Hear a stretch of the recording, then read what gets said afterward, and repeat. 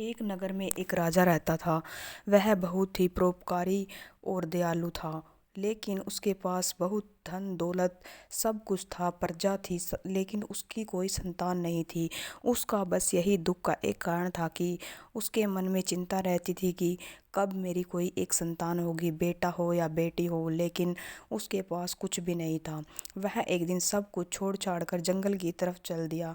जंगल में चलते चलते उसे एक रास्ते में एक ब्राह्मण मिला। उस ब्राह्मण को उसने सारा वृत्तांत बताया और वह कहने लगा कि मेरे पास ब्राह्मण देवता सब कुछ है, लेकिन संतान नहीं है। आप मुझे कुछ ऐसा आशीर्वाद दीजिए जिससे मेरी रानी गर्भवती हो जाए।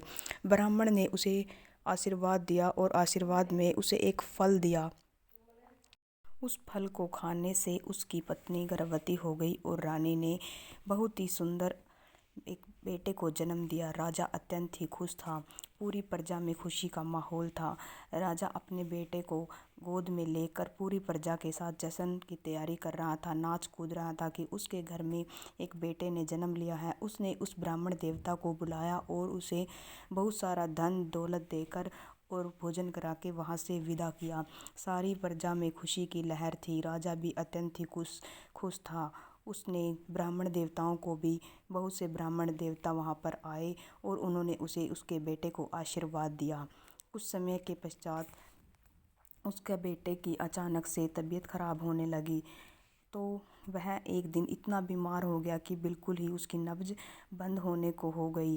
राजा को बहुत ही डर महसूस हुआ। उसने सभी प्रकार के वैद्य बुलाए, लेकिन कोई कुछ ना कर सका। राजा को अत्यंत ही बहुत ही चिंता हुई। वह फूट फूट कर रोने लगा। तो अचानक से एक वैद्य ने बोला कि इसकी तो नब्ज बंद हो गई है, यह इस दुनिया में अब नहीं रहा। राजा अत्यंत ही दुखी था। वह बहुत जोर जोर से रोने लगा। पूरी प्रजा उसका दुख में डूब गई। जैसे कितना खुशी का माहौल था, अचानक से वहाँ पर मातम छा गया।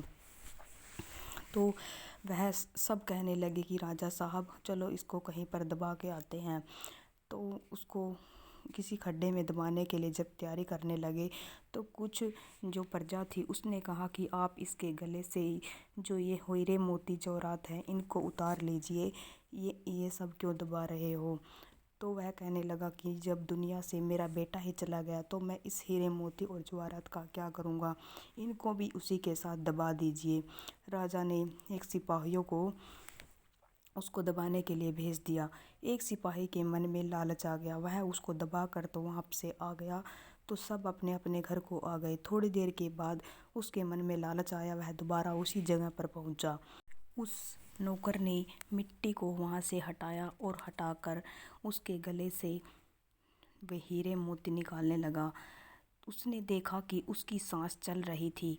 जब उसको मिट्टी में दबा कर आए थे जब तक तो वह मृत था, लेकिन उसने अचानक क्या देखा कि वह सांस ले रहा है। उसके मन में थोड़ी सी दया आई। उसने बच्चे को गोद में उठाया तो उसकी धड़कन चल रही थी।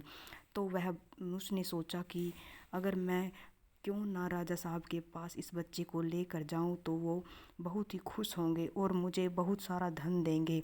तो वह उस बच्चे को लेकर वहाँ पर पहुँचा और कहने लगा कि राजा साहब मेरे मन में लालच आ गया था, आपका बेटा जीवित है। राजा बहुत ही खुश हुआ। उसने कहा कि ये सब कैसे हुआ। उसने कहा कि जब वैद्य ने कह दिया था कि आपकी बेटे की मृत्यु हो गई है, तो हम इसे वहाँ पर दबाने के लिए ले गए थे। तो मेरे मन में वहाँ पर लालच आ गया था।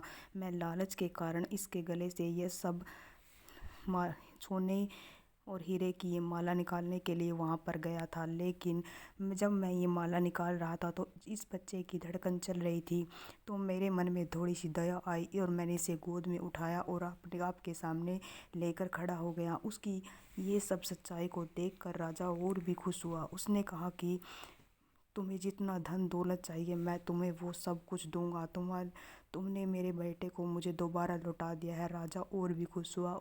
राजा अपने बेटे को लेकर रानी के पास पहुंचा। रानी भी अत्यंत ही खुश थी। राजा और रानी ने एक संकल्प लिया कि अब हम बहुत सारे ब्राह्मणों को भोजन कराएंगे और अच्छे कर्म करेंगे।